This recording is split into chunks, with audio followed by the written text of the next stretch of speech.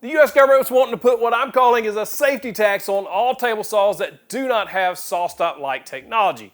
But power tool companies are pushing back and they claim that the SawStop patent's in the way. However, SawStop dropped two massive bombshells on the entire tool world. Number one, they dedicated the controversial patent that's getting in the way to tool companies if they want to use it, so long as this new safety tax rule goes into place. And the second, you will not believe when you hear it. Now, the CPSC is a Consumer Product Safety Commission. They make rules about everything. They have massive authority to enforce these rules. Think about the bucket that has the warning sign on the front of it. They're responsible for that. They mandate those are on there. Also on table saws, your riving knife and your blade guard. That also comes from the CPSC. They do a whole bunch of stuff that protect consumers, including this new safety rule, tax rule. Yeah. But even the commission members can't agree on what's going on. This gets spicy. First and foremost, the Power Tool Institute, they represent, it's basically a representative, from what I can tell, of a bunch of different power tool manufacturers, including Stanley Black & Decker, DeWalt, Bosch, and even Festool, who parent company owns SawStops. It's almost conflict, maybe? Nah, not really. It's weird. This is Susan Oranga, who represents the Power Tool Institute. As we previously commented during the NPR, and most recently within our written comments on the SNPR, PTI contends that the Commission should decline to adopt a mandatory rule for table saws, withdraw the SNPR, and terminate the rulemaking. All right, so PTI wants this whole mess to go away. Just throw all this out that they've been meeting on for months, actually years, way back like 20 years now this has been going on, and to just keep the voluntary standard, which basically is the riving knife and the blade guard being adequate enough for all table saws. But why would they want that thrown out? Well, we'll get into that. If the Commission were to adopt a mandatory rule set forth in the SNPR, due to the SawStop patent issues, the Commission would be mandating a design requirement which is not within the Commission's statutory authority. So what they're saying is that if basically they're going to be outside their authority to mandate this technology be put in all saws, because SawStop, it basically would create a monopoly, but that gets taken care of later. Far outweigh any benefits that may be realized. The Commission itself has acknowledged that under the proposed rule, requiring active injury mitigation or AIM on all table saws, that costs of table saws would more than double, manufacturers may exit the table saw market, small manufacturers may go out of business, sales of table saws will decrease, resulting in unemployment, and the government could be creating a monopoly or at least extensive market power for one company that owns patents related to AIM technology. I mean, if only one company has the technology available and you make this rule, then of course you're going to create a monopoly. But that's not even, I don't think that's actually what's going to happen. I think what's going on is they know for a fact if this rule goes into place and they have to put this AIM technology on their saws, it's going to cost research, it's going to cost time, and it's going to have to restructure how they're making their table saws because the parts and pieces have to fit together correctly. That's going to increase the cost of the saws, and that's where most people are at. This will likely increase the cost of all table saws across the board, from your contractor or budget style saws all the way up through the professional grade. It's no way around it because of the added cost of making this work. This is absolutely fascinating facts right here, because the Commission is using data, injury data, to base their decision on to force these table saws to put AIM in there, but their data is flawed. Check this out. Both the Commission's survey of accidents and PTI's own table saw accident surveys show that the cabinet and contractor saws combined make up the vast majority of accidents. Cabinet and contractor saws, not benchtop or portable table saws like this, but the bigger, more industrial style table saws is where these injuries, or this is where PTI says the majority of the injuries are happening. And that is a key point. Assessment and analytical approach to table saw use, the results show that 72% of accidents are attributed to cabinet saws, 19% to contractor saws, and only 8% to benchtop type table saws. This field data and analytical data prove that incidents are occurring on contractor and cabinet saws, which are not within the Commission's statutory authority. Professional saws are not even within the authority of the Commission to act on. So they're taking data where people are getting hurt. The majority of the people are getting injured from the higher end saws, and they're going to force it into the budget saws when that's not really where the injuries are happening according to PTI. As stated by Commissioner Feldman, quote, under WCMA versus CPSC, this rulemaking requires disclosure of the injury incident data on which the Commission relies. CPSC has not yet published this data, end quote. The injury cost model, economic justification, and other data utilized by the Commission to justify moving forward with the SNPR are flawed and do not support a mandatory rule. That creates a flaw in the data. If they're relying on data that's coming from professional style saws and these, you can see where the problem is, right? Like you can't take the whole data pool and put it into something where you don't even have authority over. That's where we're getting into a little bit of overreach in the PTI's opinion. Mine too, probably. The significant increase in price for table saws due to the Commission rulemaking could cause users to revert back to the unsafe practice of utilizing homemade table saws made from handheld circular saws for cutting operation, the very practice the benchtop table saw was developed to stop. This was developed, according to them or her, to stop people from making homemade table saws with circular saws, and the fear is if you double or triple the cost of this or any benchtop style saw, then people are just going to revert back to their old ways because this will be priced out of range for a lot of people. All right, now we're going to hear from Alex Meunier, who is a representative from the National Association of Manufacturers. So they represent also power tool companies, etc. Some power tool companies. Finally, manufacturers have significant concerns that the proposal would have the effect of instituting an unintended monopoly in the space, as the proposed rule seeks to impose a standard that can only be reasonably achieved through the use of one claim patented technology. Patent 840, which we're fixing to show, gets given away. This was before, this guy didn't know. This guy didn't know that Matt Howard, the CEO of SawStop, was fixing to drop a bombshell on this whole commission and this whole rulemaking process. This is interesting. We are committed Here it is. to being responsible citizens of the world and of the countries where we conduct business. In the course of SawStop business, daily we are exposed to the life-changing trauma, pain, and suffering woodworkers endure due to dangerous table saws. We also witness the life-changing benefit of our injury mitigation technology. Given the scale of the problem and the readiness of the solution path, surely protecting more woodworkers would be a very good thing. At the same time, we're a company. We invest heavily in our technology. SawStop AIM is not a static product that was invented in a barn in 1999 and remained the same ever since. Instead, we invest in current and future products every day for the benefit of our customers and for our company's profit and growth. We built these assets ourselves through our hard work and ingenuity. That's a key point. I want to stop right there. That's a key point. SawStop is like any other company, and you can bet Milwaukee's the same way, Bosch is the same way, Ryobi, you name it. If they're a company, they're a for-profit company for a reason. And you develop technologies as a company, you're developing technologies and equipment, and you need to protect that equipment and your profits because it's your job to make a profit for your company. If Milwaukee had the AIM technology developed, if they were the ones that went out and done this back 20-something years ago, you can bet your hind parts that they would still be actively trying to keep this in-house because it is a profitable business. Is it a safety feature? Yes, but there's other various tools that have safety features built into them that company developed. There's tons and tons and tons of examples across history where a company developed a safety product, whether that be on a vehicle or on a tool or whatever, and they kept that patent. Yeah, Volvo gave away the seatbelt patent, but that's like a rare occurrence. These assets have immense value, and we expect a return.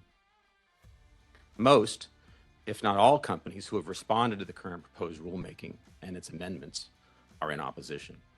Understand, they're in opposition of SawStop. They're in opposition of the rule. These other companies, for one, it's going to increase the cost of their saws, which will trickle down to their customers. They don't want to do that, from what I'm gathering, watching all of this over the last few months and spending more hours than I can count researching all this stuff.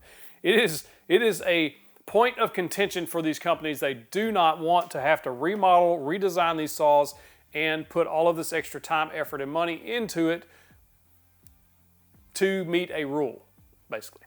By far, the most popular objections center on SawStop's 840 patent.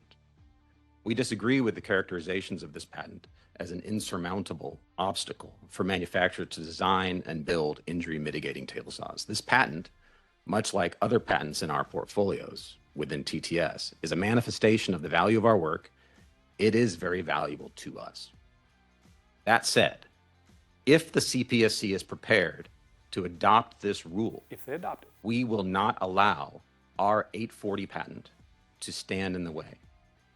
When the proposed rule is adopted and effective, SawStop Holding will dedicate the 840 patent to the public.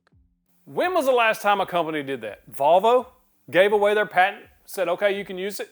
Just go for it. Here it is. That's pretty fantastic of them to do that. We'll give them a slow clap. That deserves a slow clap. That's good. We will not make this commitment absent the rule.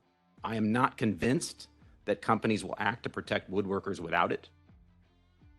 And then our dedication of this valuable patent would be for naught. This is some good stuff, man. This is basically, to me, in my opinion, me looking from the outside in. This is the CEO of SawStop throwing down the gauntlet and saying, okay, here's the patent. I don't think that you would use it anyway, even if we gave it to you, but I'm not going to stand in your way. But listen to the challenge. To our fellow woodworking companies, I say this: our technologies developed by SawStop are not the only path to protecting your customers. Many of your companies are much larger than TTS with abundant resources, not to mention patent portfolios far more active and expansive than our own. I invite you to get in the game. But beyond this 840 patent, we will not give for free our operational know-how that we continue to build. If you were in my seat, you would say the same. If a rule is adopted, SawStop is prepared to work with other manufacturers to facilitate incorporation of AIM technology in their products. For those who wish it, we would work to find mutually beneficial ways to cooperate with other manufacturers to leverage our unique know-how and design experience. We look forward to those discussions. Here's what I would interpret that as saying, hey, if you want to develop your own technology or use our AIM technology, the 840 patent, we're more than willing to help you do that. If you want to discuss it, give me a call, but we're not going to pay for it. We're not going to put our engineers to work and putting like all this time and effort into basically fixing your saw. Like, we're not going to do that. That's just the way I interpret that. I love the challenge there, though. I love it. All right, this is where it kind of gets a little salty in this commission meeting. This is Commissioner Peter Feldman kind of going at the CEO of SawStop. Gets a little salty here. Your response took issue with my characterization that I unfairly took the Kloffler statements out of context. But that's also in the record, so I won't take time today to rehash that. But I do find it noteworthy that at the same time SawStop was complaining about my implication that it wouldn't license its IP, SawStop was actively refusing to license its IP to a potential competitor. I'm sure you're aware of Grizzly Industrial Inc., a company that's headquartered in Bellingham, Washington. In its written comments about this rulemaking dated January 29th, 2024, the company's chief operating officer included a series of email exchanges between himself and Mr. Howard. In an email dated August 29th of last year, Mr. Howard stated, quote, "I appreciate you inquiring regarding licensing SawStop technology for incorporation into Grizzly table saws. This is not a strategy we will pursue at this time. There are many reasons for it, with roots in our company mission, in the complexity of our technologies and its implementation, and our long-term brand and go-to-market strategies." He went on to repeat, quote, "I don't see a licensing agreement in our near future." Is SawStop and TTS willing to engage with CPSC technical staff and stakeholders to develop a license on FRAND terms before the final adoption of a rule in this matter in order to allow the Commission to fully understand the effects and costs as accurately as possible? Thank you for the question. Question and the structure of it is simplified by my testimony here today. Almost all of these engagements, regards to the context of the technology and whether FRAND licensing was necessary, related specifically to the 840 patent. Any other examples that I've been aware of that come to mind right now have to do with patents that would expire within the 3-year frame of implementation that we've suggested. Now what he's saying here is, if you implement this rule and give it a 3-year window before manufacturers have to comply, So if we're in 2024, let's say 2027, everybody has to put this technology in there. The patents that would be applicable to the arguments of we don't want to violate patents or get sued, all of those that SawStop currently holds would expire before this rule goes into place in 2027 or 3 years from now anyway. So I reject out of hand within the context of our testimony today any requirement to go through SawStop to achieve AIM implementation. We are not a gatekeeper. We are expressly working to not be a gatekeeper. You've made no commitments beyond the 840 patent, and with respect to the expiring IP, your company's taken a fairly active litigation approach to extend those patents. But there's no rigor that I've seen that holds up to any scrutiny with regards to any specific patent example that upholds this statement within that 3-year frame. Sometimes people bring up this Bosch example where we sued Bosch when they violated our active IP. Those patents will be expired within this 3-year frame. I want to mention that, as is already on record, Bosch has actually been able to sell that product in the United States since 2018. What? Since 2018, according to the CEO, Matt Howard from SawStop, Bosch has been able to sell their table saws with that AIM technology, aka the old Reaxx table saw, in the United States, and they haven't done it since 2018? Why? Why, if you were able to sell it, why wouldn't you be selling it now? Might it have something to do with the fact that it wasn't selling that well, according to them in their old letter to the commission just a couple of months ago? That they saw that when customers were given a choice between a saw with AIM and without AIM, they were choosing the one without more often? And now we're going to try to force AIM into saws that people don't want? This is interesting. I said that we had not really considered this topic from a TTS point of view. I was surprised when this came up in 2023. So I made sure in my responses to each of those individuals that I said, at this time. With regards to pattern of behavior, I'd like to remind the commissioners that this is important. Tool Technique Systems. I was not involved in any strategy setting or decision making on CPSC topics prior to the acquisition by Tool Technique Systems. And so patterns of behavior before that, I can't speak to. That's important because Tool Technique Systems, TTS, owns SawStop and Festool. SawStop is not an individual entity anymore. It was acquired by TTS and now is operated under that umbrella. So it's two different companies. One was before, one's after TTS. I'm hearing no licensing commitments or otherwise with respect to anything beyond. Licensing commitment. What does he want? He just gave them the patent, just gave it to them. There's no need for license at this point. I don't understand why he keeps asking the question. Or otherwise with respect to anything beyond. I'm not sure which license. What would you like me to license? There you go. You provided quite a lengthy list of other patents that were related to your technology and the AIM mitigation. Just like every other company has patents, always is nurturing our patent portfolio, inventing new things. I will have new patents next year, and so should they. I don't understand why these are gatekeeping patents. I have a way of doing things. They can do things a different way. Bingo! There's no one way to skin a cat, as they say. You can literally make your own technology, make it up.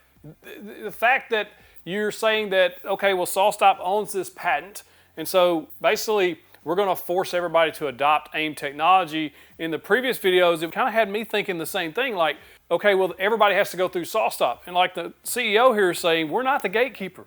They have teams of engineers that could come up with stuff on their own if they wanted to.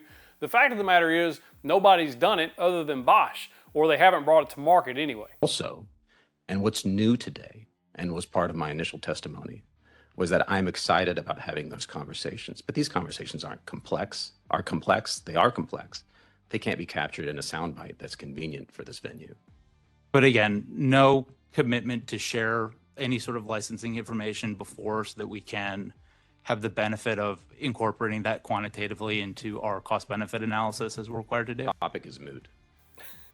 Again, I find SawStop's unwillingness to develop and share any of these commitments at this point deeply troubling. Your response is consistent with the decades-long refusal to license. I'm not sure how today's testimony changes anything. I understand that you're running a business, and rather than seeking to compete fairly, I see what you're doing is engaging in rent-seeking behavior, pure and simple. Mr. Chairman, I have no further questions. Now here we have a little divide on the commission because pretty obvious that Commissioner Feldman doesn't like how SawStop's running their business, but Commissioner Trumka is a little different. Clearly, Mr. Howard, the import of what you just announced today has not sunk in for everyone in this room. That was a little It shot has at sunk Feldman, in for I me, think. and so my first 2 words to you are thank you. You just made an incredible gift to the public, Very and much I want so. to make sure we acknowledge that. And in making your saw safety technology free to anyone who wants to use it, you have taken away any barrier for any other companies, perceived or real, to match your safety. So I'll ask a simple question, Mr. Howard. Now that you allow other manufacturers to freely use, to make these patents freely available, is there any good reason for your competitors not to make safer saws? Well, let me clarify that it is the 840 patent. Thank you for your kind words. It is the 840 patent we're speaking to. This technology, I don't suggest that it is easy. It takes work. And there are many alternate paths that we've considered that we have also not patented. And so we know they exist. And we've chosen a specific path. They can go on their own, spend some of their immense resources to do so. They can call us, and we can explore opportunities to possibly work together. I don't see the obstacles. There were companies out there that didn't want this rule. Some have said they couldn't develop the technology, and now they don't really have to. Some didn't want to pay to license it. Now they don't have to. And you've completely eliminated any logical reason I can see to oppose this rule. Here's the kicker. It's also going to allow this final rule to go into effect much faster. So Trump is really pushing for this to go into effect pretty fast. So now, okay, they don't have to develop the technology and they don't have to license the technology. However, they're still going to have to pay, and this is where we're going to start getting into a little bit of the rub. You still got to pay to redesign your table saw and to put all of this stuff inside of it. That's time, that's research, that's development. Like all of that's going to cost, and it likely will raise the cost of table saws if this rule is in place, even with SawStop giving away their patents, even with them not having to license anything. And it's just a complex situation that's going to raise the prices of these things. I don't think there's any way around it. Final rule to go into effect much faster. Why? In the NPR, staff proposed giving companies 3 years just in case they had to develop their own technology. Just in case they had to or develop trouble their own. licensing. And now that both of those concerns are off the table, we should be able to implement this on regular timelines. And that could mean additional years of avoided amputations and averted ER trips. Ms. Oranga, you're here representing a large swath of the power tool This gets industry. salty with Ms. Oranga here. We're talking about a rule designed to prevent amputations and prevent 50,000 ER trips every year. You said that SawStop's patent was the reason you opposed the rule. It was the first thing you listed today. Now that SawStop's made the patent available to you and your members for free, will you support this rule? Thanks, Commissioner Trumka. This is the first we're hearing of this, so I would have to go back and speak to our members, but And there you go. Basically, you could tell she had no idea that, and nobody else at the commission had any idea that SawStop was fixing to drop the patent in their laps. but this is not the only patent that there is an issue. The other example I could give right off the bat is 861245. You said you didn't have the technology to compete. Now you do. Now, this is where I have a little bit of problem with the way Commissioner Trump can handle things. She was answering the question and quoted another patent that could cause an issue, and he cut her off. So now we don't really know what that might have even entailed. Is there still patents in the way? To compete. Now you do. Can You I said it please would take finish? time and money to create it. Now it won't. Talking over. You should say yes. I was expecting a yes from you. And the fact that you have to take it back to your board gives me some concerns. You were here a few months ago, and I asked for some simple data that a group you were representing had, and you committed to taking that question, whether to share that information with us back to your board. And I assumed you'd vote to provide it. But here's what I got instead. I got a letter from you saying, quote, PGMA officers considered your request and voted not to provide individual member sales data due to its longstanding commitment to maintain the confidentiality of that data. You refused my request. But here's what I'll ask you today. Your board, I assume, listens to your advice. Will you at least commit to advising them to drop their opposition to this rule now that the technology to comply is freely available? Well, I was trying to finish my statement, which was that's not the only issue with the rule. The other issue with the rule is the fact that there already is a voluntary standard in place that is complied Okay, by. I'm asking a specific question. Will you advise them to drop their opposition to this rule now with this new information? I will not advise them of that. I would like to finish my statement, which is that there's other issues with I've the got a lot rule. of ground to It's cover, not so I'm going just to finish about- my statement instead. Come And on, as you man. think about it, and as you That's a think little about bit what to take back to your board, I'm going to ask you to keep this in mind. Do you know who this Okay, is? this might be a little unfair.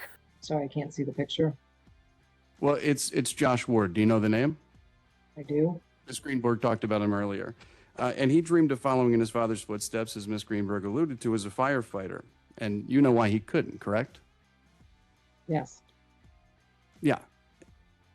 Yeah. And the reason he couldn't is because he doesn't have the dexterity that would be required for that job, because he lost multiple fingers to a table saw and wood shop and had 7 surgeries and multiple infections. So a table saw killed his lifelong dream. Do you have anything to say to him, Ms. Orenga? Listen, this is awful. Like, this is awful that somebody had an injury like that. We're fixing to see a couple more or examples of that, but I understand why he's bringing that up to her. But that's, I also don't know, like, in the context of these rules, I don't know, man. It's tough. The CSP sees. Do you know Adam PR Thole? and table saw. I do not. Okay. Well, after a table saw completely cut through his forearm and ulnar nerve, he had to shut down his woodworking business because the work is now too painful and slow for him to carry on and make a profit. Can you imagine how tough that is on his young family, Ms. Orenga?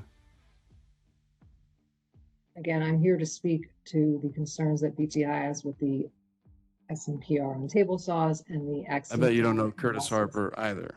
Now, he was a firefighter and small business owner, and his hand came across the full length of the blade. The cut started at his wrist, went between his little finger and ring finger, and severed all the ligaments, tendons, and nerves to the little finger. He lost his finger along with all the grip strength in his hand. Why do you want this to keep happening to people, Ms. Orenga? I don't necessarily think that Ms. Orenga wants anybody to get injured. That's kind of, I don't know, it's an unfair statement. They oppose certain parts of this rule, mandating that you put this AIM technology in there. And I think from what I gather from their responses and what I've read in their letters is that it's the fact that there's so many patent issues there that PTI feels it's near impossible to get this implemented without violating something in there. That's my interpretation. I can't speak to that. You can't, or do you not know, or are you not allowed to? I can't speak to that. It's a private joint venture made up of the members of PTI, certain members of PTI. So you're not allowed to answer that question. You've seen the letters that I sent to your member companies about the joint venture. I wanted to know if they have access to technology that would allow them to comply with the proposed rule. The AIM technology. Now, if they didn't have that technology, I would expect a chorus of no's coming back to me. But that would back up the notion that you've been trying to push, that this rule might create some sort of monopoly power. But that's not what they got back. Or this is not what I got back. They pointed to the confidentiality agreement, I think what you were just alluding to, and said that they couldn't answer. And I found that very odd. Confidentiality agreement between PTI, basically the representative of all of these companies. There's a little conflict there. They wouldn't answer the question whether they had AIM or not. So do they have it or do they not? Possibly, but possibly not. We don't know because they won't disclose it. On the one hand, you argued that you oppose the rule because you don't have access to the technology. Today, SawStop said they'd give you the technology to comply, and you still don't commit to supporting the rule. Further, when I ask your members if they already had the technology, they say, sorry, can't tell you. We've all agreed to block ourselves from answering with NDAs. And it begs the question of what you're blocking. These companies already had the technology that would allow them to comply with the proposed rule. True or false, Ms. Orenga? False. I don't believe that the technology within the JVs could meet this SMPR as stated with the SawStop patent issues. I understand that half hour ago we were told that some of those patent issues may be resolved, but not all of them. Well, the patents aren't what I'm talking about, because that doesn't tell the full story. And it's an interesting twist you tried to do there. But each of your companies, they also refused to answer my question, but the rest of what they told me conveyed more than they may have realized. First, they talked about, well, actually, first, it's confirmed that one of your joint venture members, Bosch, already has a license to use the SawStop technology. Let's put that over to one side. And second, we do know that the joint venture holds patents, and we know that the joint venture members pay a fee to maintain those patents every year. But third, and what I found most interesting, is we now have confirmation that the joint venture has developed other proprietary non-patented technologies. In other words, you have technology that you haven't made public, and we learned that from the Stanley response and the Bosch response. When you make arguments that imply you don't have access to technology that would allow you to comply with the proposed rule, and then you shield all efforts to determine whether you do or you don't, I have no idea how we could possibly give weight to your argument. Certainly not when you've developed proprietary technology that you won't tell us about. Let's for a moment indulge the other possible reality, the one you're trying to suggest could exist, where you've been on notice for 20 years and you haven't been able to fund a solution. I've also got trouble believing that one. So this commission was formed way back about 20 years ago to try to come up with a solution to the table saw accidents that are happening. So basically what he's saying is all of these companies have had 20 plus years to figure this out and haven't, or won't, or didn't. So one of the arguments is these companies don't have the money to invest in basically making table saws safer, whether that be the AIM technology or something they come up with themselves. But Commissioner Trunka does make a very solid argument about the money with these companies. You're certainly not short on money you could have used to either license technology or develop your own. I'll just look at one company as an example here. In May of 2022, Stanley Black & Decker announced $2 billion in stock buybacks. Billion with a B.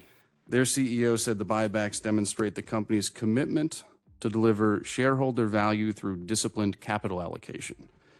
Do you know what disciplined capital allocation means, Ms. Renga? I do not. As far as I understand it, it means they took money that could have been used for product safety and they gave it to their wealthy investors. And in the first half of 2023, they did that again. They paid out another $240 million in dividends to those investors and spent $5.6 million on buybacks. How much does the CEO of Stanley Black & Decker make each year, Ms. Renga?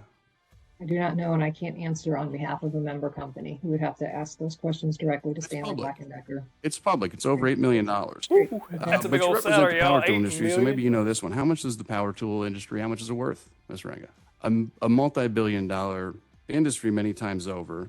Your member companies, the power tool manufacturers, are making money, and I'm not seeing the evidence that they're investing it in making these tools safer. Mr. Money, what about you? Will your organization drop your opposition to this rule now that SawStop has announced that it will make the patent freely available to you and all your members?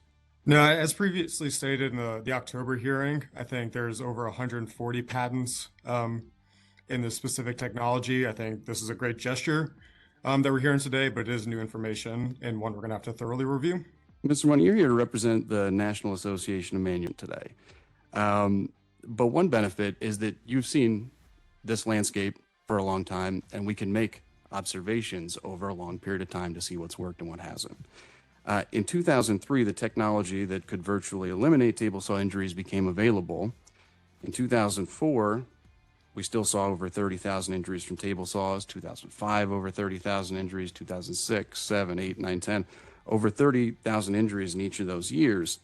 So from 2003 to 2010, we've got no safety rule from CPSC. We don't yet have a voluntary standard. That was before the voluntary standard. Remember that all of this was happening before the driving knife and blade guards were required on table saws. What was industry doing in that time period to address those consistently high numbers?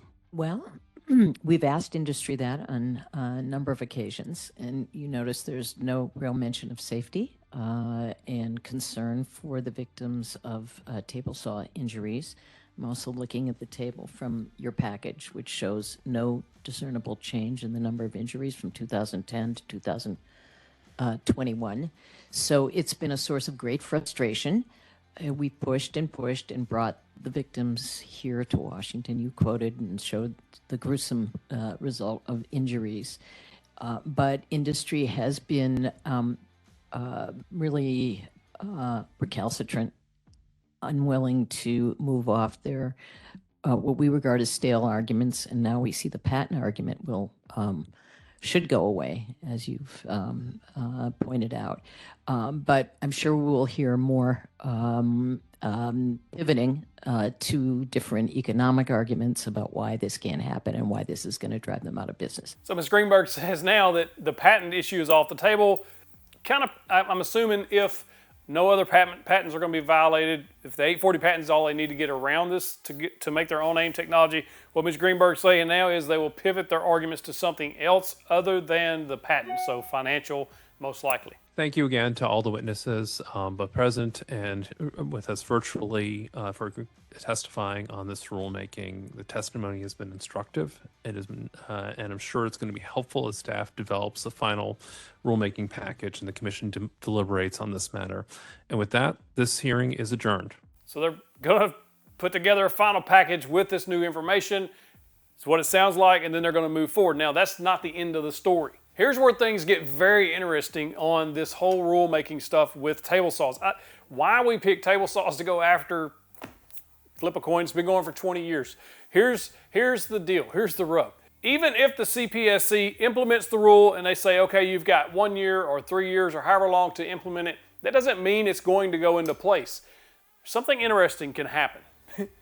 They can sue, the manufacturers can sue CPSC to stop the rule from going into place from what I gather. And I'm not a lawyer or legal or anything like that, but I've been looking at this and the CPSC has been sued a couple of times before, probably more than that. I just kind of Google searched it and found a couple. So it is interesting that even if they pass the rule, it doesn't automatically mean that it's going to happen with these table saws. Now, one thing that's very, very interesting to me was SawStop's reaction, because a lot of us think about SawStop before TTS owned them. Yeah, they were pretty aggressive with their patent portfolio. They initially, if you know the story, tried to get other companies to license their technology early on. Like when Dr. Gass, right after he first invented it, he went to all the major manufacturers and tried to get them to implement this technology, and they refused. So he did it himself. He built his own company. SawStop was born, and that's how SawStop come to be. Now, SawStop's done an amazing job. I love my SawStop table saw. I think it's one of the best machines in this shop, not because it has AIM. I do love the fact that it does have that finger-saving technology, because as you saw in those photos, it doesn't matter. Like I get a lot of comments say, well, I've been woodworking for 40 years and it's never happened to me. It only takes one time. Literally, you could just have a lapse in judgment. You could be cutting the same repetitive cut over and over and over, and you get complacent and something, you just touch the saw and your life's changed right then, forever, or for the foreseeable future. So it's a massive, massive safety technology that I absolutely love. I'm all for it going into every table saw on the market. I would love to see it. But the rub is, or the problem is, when you start saying we're going to double or triple the cost of this saw. I've said it before, when I first started woodworking, I didn't have the budget for even a benchtop style saw. And then I started looking at the Delta saw, which was $600. You double the cost of that, that's $1,200. That puts it out of the reach of most hobbyists or even startup side business woodworkers, which is what I was. You take a $300 table saw and make it $600, you're talking about months and months before you can get to that table saw. I do not want to see the increase in cost of table saws that much.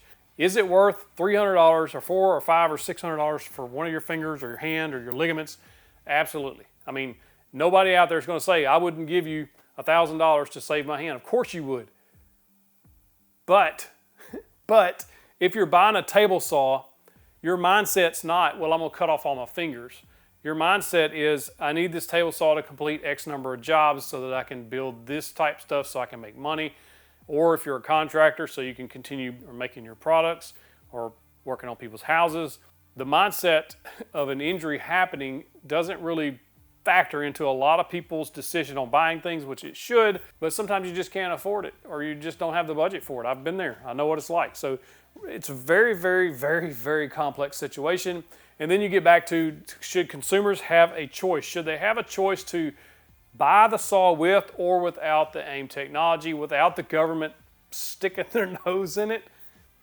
I mean, that's an argument that we'll be continuing to argue on about any product you can see on the market, because so long as it's causing a danger to the public, the CPSC's job, like it or not, is to kind of dig into this stuff and try to make some safety changes. Intentions are there maybe to make things safer, but is it good intentions? Is it politically backed? Is it who knows? I mean, who knows what all goes on behind the scenes? Whew. This was a lot. One thing I will say is, through this new commission meeting, I've earned a healthy respect for the SawStop CEO. I didn't know the guy, but that was all right. I liked how he handled himself in front of the commission. I also liked that he gave away the patent, along with TTS's blessing, obviously. But I don't know. I like what they're doing. Oh, and don't forget, click that box right there to go watch the first video in this series. Clicking the box gets you the big old virtual fist bump. That tells you everything you need to know about how much table saws are going to go up, how much injuries cost people, what the CPSC even does and why. Go check it out.